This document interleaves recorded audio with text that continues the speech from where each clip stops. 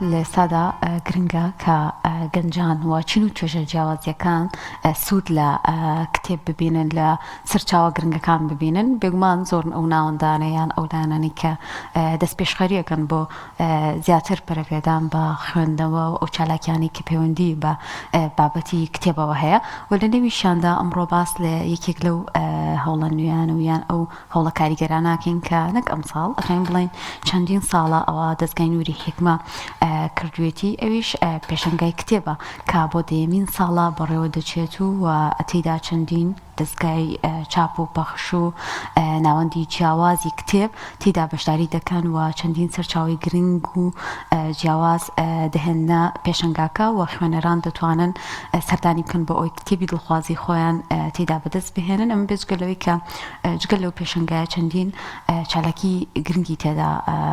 ئەنجام دەدرێت و دەستگای نووری حیکمە وەکو هەمومان دەزانین یەکێکە لەو دەستگایانی کە لە بواری ڕۆشنبیری و پەروەردەیی و زانستەکانی قورئاندا خزمەتی کردووە و بێگومان هەر بەوە شەوە وەستاوە ئەم جۆرە لە هەوڵانە و دەست پێشخەریانی تریش گرنگن بۆی کە پەرا بەلایانی خوێنەواری و فێربوون و زانستی فێرخوازانیان ئەو کەسانە بدات کە دەیانەوێت سوود لە دەستگاکە ببینن ئەمڕۆ باس لەم پێشەنگایە دەکەین بزانین هیچ داشکان نێکراوەوە چی نوێ هەیە لە پێشەنگایە چەندێک بەردەوام ئەبێەوە کێ نەتوان ئەوانەی سەردانی بکەن کۆمەڵێک بابەتی گرنگ سەبارەت بە پێشەنگایە باس دەکەین بە میواداری بەڕێز جیهاد عوسمان بەرپرسی بەشی ڕۆشنبیری دەستگای نووری حیکمە کە ڕاستەوخۆ لە شاری هەولێرەوە لەگەڵمانایە کاک جیهاد سڵاوی خوات لێبێت و کاتت باش سپاس بۆی کە لەگەڵمان ئامادەی با بزانین ئەم پێشەنگایە کەی بەڕێوە دەچێ و چەندێک دەخایەنێت. بسم الله الرحمن الرحيم الحمد لله والصلاة والسلام على نبينا محمد وعلى آله وصحبه أجمعين. موساني بريس إسلامي خواتان لبي إن شاء الله إسلامي خواه لقشت كارمانداني كنالي آسماني بيام سپاسی ماندمونتان دەکەین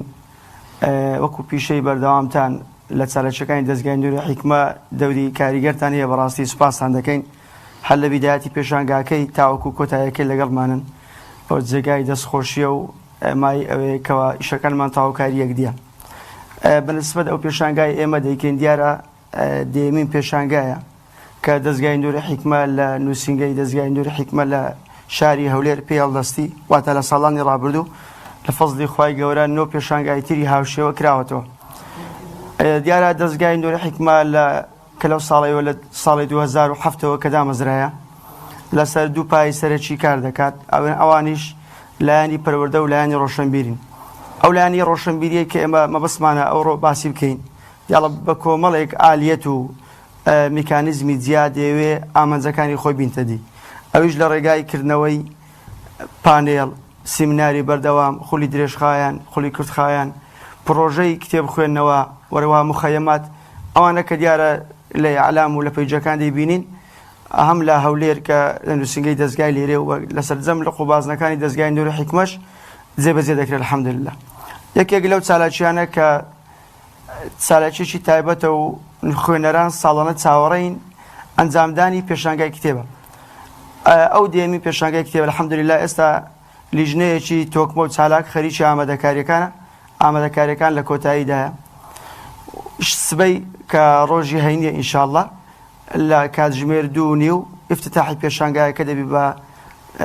تەواجودی سەرۆکی دەستگا بەڕێز دکتۆر عەبدوڵڵا حەداد و وەگشت خوێنەر و ئازیزانی بەڕێز لێرەوە بانگەشتیان دەکەین لە کاتژمێر 2:30 لە مەراسیمێکی خنجیلانە افتتاحی پێشانگایەکە دەکەین و تاوەکو 9 ڕۆژ پێشانگایەکە بەردەوام دەبی ئینشاءالله بەرواری 31/1/2026 کە ڕۆژی شەمەیە کۆتا بە پێشانگاکە دێ ئینشاءالله. زۆر باشە کاک جیاد ناونیشان و لۆکشنی پێشانگاکە لەکوێیە لەکوێ ئەکرێتەوە مە یەک دووەم چەند دەستگای چاپ و بڵاوکردنەوە و ناوەندی با بڵێن کتێب تێیدا بەشدارن و ئەو ناونیشانانە چین کە بڕیارە با بڵێن لەم پێشانگایەدا عەرز بکرێت بۆ خوێنەران. زۆر باش بەنسبەت لۆکیشن و ناونیشانەکەی ئێمە لە بینایی دەستگای نووری حیکمە لە هەولێر دیارە هەر لە ناو بینایەکە پێشانگاکە دەکرێتەوە هۆڵێکی گەورەمان هەیە الحەمدولله لە ناو هۆڵەکە پێشانگاکە دەکرێتەوە دەستگای نوێرە حیکمە مۆقیعەکەی لۆکیشنەکەی دەکەوێتە سەر ڕێگای کۆیە ڕێک پشت مزگەوتی مۆلانا خالدی نەقشبەندی و تەنیش پارچەکانیە و بەنسبەت لۆکیشنەکەی بەنسبەت ژمارەی ئەو ناوەند و کتێبخانە و دەستگایانەی کە بەشدارن نزیکەی 20 ناوەند و دەستگای کتێب و چاپ و بڵاوکردنەوە بەشداری کتێبخانەکەن و جگەلەوەی کە تەنها گرنگی بە کتێب نەدراوە لە پێشانگاکە هەبوونی گۆڤاری زانستی لە پێشانگاکە مەوجودە بەروەها یەکێکی تر لە شتە دڵخۆشکەرەکان جیهازێک هەیە ئێستا الحەمدوللا لە هاتە کوردستان و لە مەدینەیەوە دروستکرایە تەبەنی دەکرێت ئەویش ژیاننامەی پێغەمبەری عەزیزمان عەلەیهی سەڵات وەسەلام بە شێوەی ڤیدیۆیی ڕاستی خیاڵی پێدەڵێن جیازەکە VR پێ دەڵێن ئەو جیازەش چۆن بڵێ مەوجود دەبی لە پێشانگاکە خوێنەرانی ئازیتوان بێن بەشداری بکەنەوە واروها بە شێوەی ڤیدیۆ لە ماوەی چەند خولەکێک بینەری بەشێک لە ژیاننامەی ئازیزمان بن ئینشاڵڵا ئەوەشێکی تر لە دڵخۆشکەرەکانی پێشانگا وەروها جگەلەوەی گرنگی بە هەبوونی شوێن تایبەت بە کاری دەستی وەها بابەتی قرتاسی لە پێشانگای وەروها بوونی یاری فکری ئەبوونی بابەتی یاری فکری لە پێشانگا وەروها کتێبەکان ئەو کتێبانێک کە لە پێشانگادان کتێبی ئامانزدارن ئەو لە هەمووی گرنگتر ئەوەی ئەو پێشانگایەت زیاد دەکاتەوە لە پێشانگاکانی تر کە بەڕاستی خوێنەران بە تامەزرۆییەوە چاوەڕێی ئەو تەوقیتەن کە بێن بەشداری تێدا بکەن ئەوەیە کە کۆمەڵێک خەسائیس و مەمەیزاتی هەیە کۆمەڵە تایبەتمەندی هەیە لەگەڵ پێشانگاکانی تر جیا دەکرێتەوە معنی هەیە لەوانەیە کە کتێب دەین لە دەستگاکان دەڵێن فرۆشمان زیاتر بۆ لە هەندێک پێشانگای نێودەوڵەتی یان خوێنەرەکان زۆر هەست بە ئاسوودەیی دەکەن ئەوانەی کە دێ کتێب دێنن دەستگایەکان دەڵێن ئەو پێشانگای تایبەتە الحەمدوللا لە جەوەکی هادێ لە جەوەکی پڕزانست لە جەوەکی بە هیتمام لیژنەیەکی چالاک لە گەنجانی خۆبەخش سەرپەرشتی پێشانگاکە دەکەن و شوێنەکی مەفرۆش فەرشکراوە و ڕەوەها لە ڕووی ساردی گەرمی هەموو ئەو پێداویستیانەی کە پێویستە لە پێشانگایەکە بێ و هەست بکەیت کە لەوێ مرتاحی و بتوانی هەم ژینگەی کڕینی کتێبە دڵخوازراوەکانی خۆت هەبی هەمیش بتوانی کاتت دابنەی لە بۆ خوێندنەوە الحەمدوللا ئەوانە هەموو فراهم کراون ئەو پێشانگای مەعەفەن ئەوم لەبیر نەچی پێشانگایەکی ئامانزدارە ئەگەر بمانەوە مەسەلەن زۆرترین کتێبخانە داوەتکەین ئەکید زۆر کتێبخانەی تریش پێیان خۆشە بەشداری بکەن لە شارەچکەکانی تر بەڵام لەبەرەوەی شوێنەکەی شوێنەی داخراوە مەحدودە وەروەها زائیدەن ئەوە پێشانگایەکەش ئامانزدارە ئیهتیمامی مەلەسەر ئەو کتێبانەیە بەڕاستی کە کتێبی پەروەردەین و کتێب بین بە پەروەردەیەکی ڕاست و دروست بەڕاستی نووسراینە دیارە هاتن لە بۆ هەموو لایەکە ساڵانە نەک لە هەموو لایەکانی هەولێر و لە قەزا و نەحیە و شارەکانی تریش لە فەزلی خوای گەورە خەڵکی سەردانی دەکا لەگەر ئەوەشدا ئەو تەڵەبە و ئەوانەی خۆمان کە دەخوێنەوە پێمان خۆشە شتێک بی بەڕاستی کە بە منهەج سەلامەتی بە فکر سەلامەت بی ئەو ئامانجە دەقیقانەی کە حیکمە لە پێناوی دروست بوو لە ڕێگەی ئەو کتێبانە بێتە دی کتێبەکان بە زمانەکانی عەرەبی کوردی الحەمدوللا بەردەستن ئەو بەنسبەت پرسیارێکی جنابەت ماوسەج کاک جیهاد ئەتوانین بڵێین پێشوازی خوێنەران چۆنە بۆ پێشەنگاکە ئایا چاوەڕوانەکرێت کەسانێکی زۆر بەشداری تێدا بکەن لەگەڵیشیە چی ئیکراوە لە ڕووی داشکاندنەوە بۆ ئەو سەرچاوانەی کە هەن چونکە زانین ئێمە چەندین ناوەندمان هەیە ڕەنگە خوێنەر لە کاتی ئاساییە بتوانێت سەردانی بکە و کتێبی دڵخوازی خۆی لێ بکڕێ بەڵام لە پێشەنگاکانە یەک لەو شتانەی کە هەیە داشکاندنی بەرچاوە بۆ ئەو کتێبە و سەرچاوانی کە هەن ئێوە هیچ داشکاندنی کتێبەتان کردووە لەم پێشەنگایە؟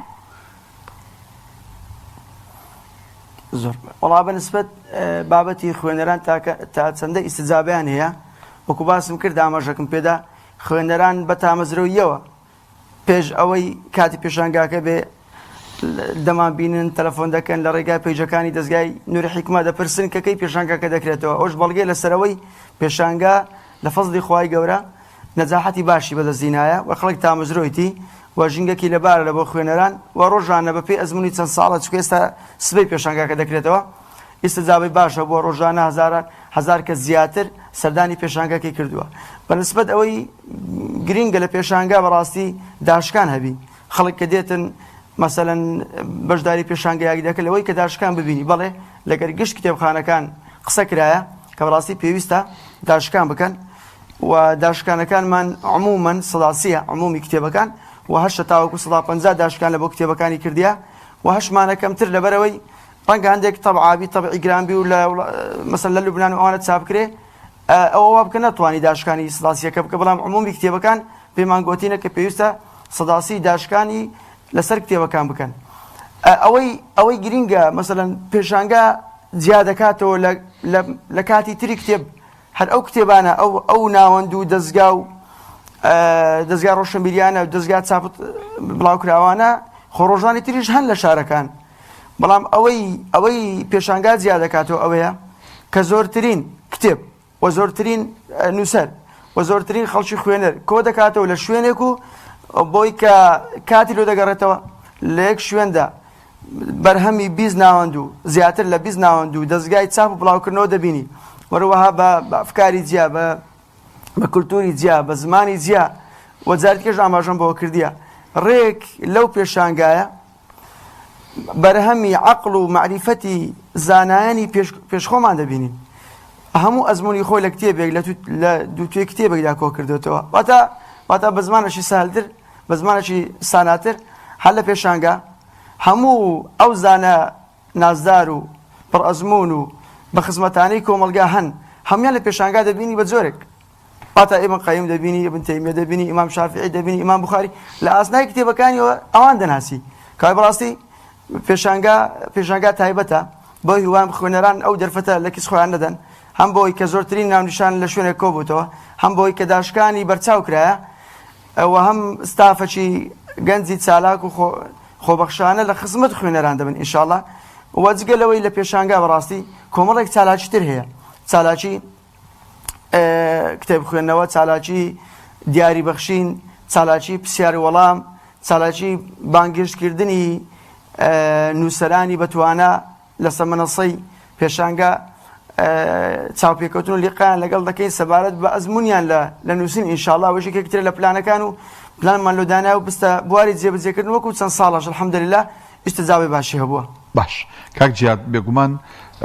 ئەمەی ئەم ساڵ خولی دێمێت ینی دێم جارە ئەم پێشانگایە دەکرێتەوە لە نۆ خولی ڕابردوودا ئەگەر داتا و زانیاریەک لەبەر دەستا بن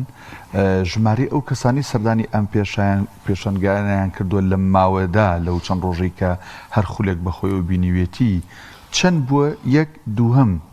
بەدەمەوە هاتنی خوێنەران جا پیاوان بێ ئافرەتان بێ گەنجان بێ چۆنە بوو ئەم جۆرە پێشانگایانە بە بڕای ئێوە وەڵام مامۆستا داناجیان بەنسبەت ڕێژەی بەشدار بووان ڕاستی ئاماژەکەم پێدا ئەمە لە مقدمەی پێشانگاکە چۆمەوە لە پرزگەی پێشانگاکە عادەتەن ناونووسینمان هەیە فۆرمێک هەیە هەر بە ڕێزەیە کە داخلی پێشانگا دەبی ناوی خۆی و لە چ شوێنێکەوە هاتیە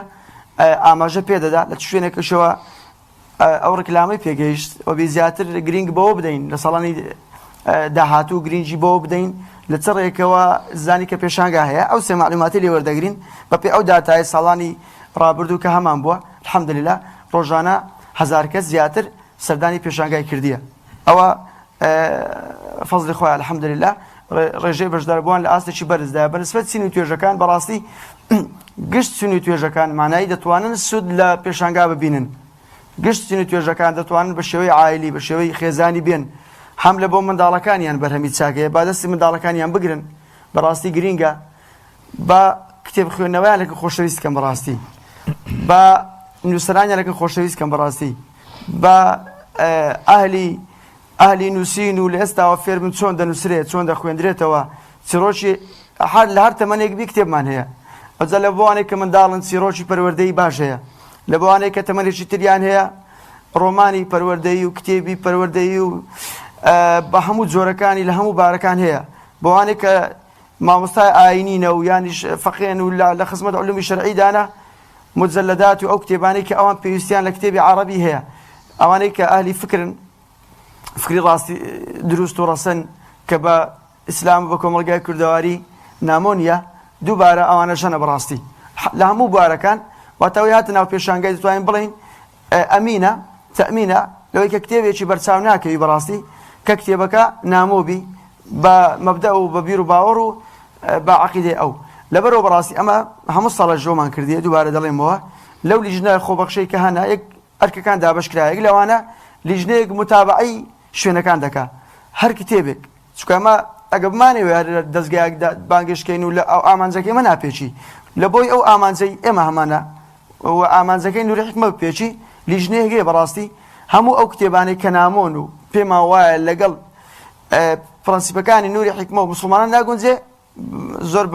بنرمونياني بيان ضلين كبيوست أو كتابان لابدن أو كتابان اللي نفرش لبروا هم أو كتابان اللي بيشانجان كتابي آمان زارن كتابي برهم دارنو أو آمان زي خوينراني برز دين لبيناوي أكيد لي ودي بيكن لبروا دوباره دكموا استا بابتي السوشيال ميديا وبابتي كوملك بابت هي براسي شوني كتابي قرتوته بداخوا دوباره بمانه كوملقا هالسينينوا دوباره بمانه بينه وريزي كوملقا بيشكوتو كان براسي تنها بخوينويا تنها بقرين دانا بكتاب اما امتي تشين امته اقرا لا تقرا بداخوا اقصد قلت لي اما امتي اقرا برام ناخوينينوا اگر ايما بيتو اهتمام بخومان بدين گرنگی بخینەوە بدەین دووبارە بینەوە سەر ڕەسەنایەتێکی خۆمان کە بەداخۆ ئێستا لەو ڕەسەنایەتیە لاماندایە ڕێک دەگەینەوە ساڵانی زوو کە هەموو شارستانێتەکان چاویان لە شارستانێتی ئیسلامی دەکرد و بە نمونە داهێنانەوە پێشڕەوی خەڵک بوون ئێستا لۆ بە دواکەوتینە لەبەرەوەی گرنگی بە خوێندنەوە نادەین لە دوو حەز و ئارەزوەکانی خۆمانین لە دوو بابەتی سۆشیال و ئەوانەینا معنای خۆش نییە مسلمان خۆ بە غەرب بەراوردکە بە یابان بەراوردکە خۆزگە مە لە پێشبین بەڵام بەداخەوە ڕاستێکی تاڵە ڕێژەی خوێندنەوەی خۆمان لە ڕۆژهەڵاتی ناوەڕاست و وڵاتانی عەرەبی و کوردی خۆمان بەراورد کە لەگەر یابان لۆ ئەوان لە پێشن لۆ ئەمە لە دواوین ڕێک ئەو سەبەبەیە کە ئێمە پشتمان لە خوێندنەوە کردیا و پشتمان لە دین کردیا یەکەم ئاەتمان بە ئیقرا دەست پێ دەکا اقرأ باسم ربك الذي خلق بەڕاستی خوای گەورە سوێند بە قەڵەم دەخوا زانا درست یەکەم شت دروست کرایە کە خلافێن دەی دەڵێن یەکەم جار قەڵەم دروست کرایە کەوابی هەموو دین و هانمان دەدە کە گرنج بخوێنەوە بدەین ئەمەش دەمانێت ئەو ئامانجە بەڕاستی بەشێک بین لە زیندیکردنەوەی کللتوری خوێندنەوە لە کۆمەلگادا بەڕاستی بەڵێ سپاس بۆ بەڕێز جیاد عوسمان بەرپرسی بەشی ڕۆشنبیری دەستگای نووری حیکمە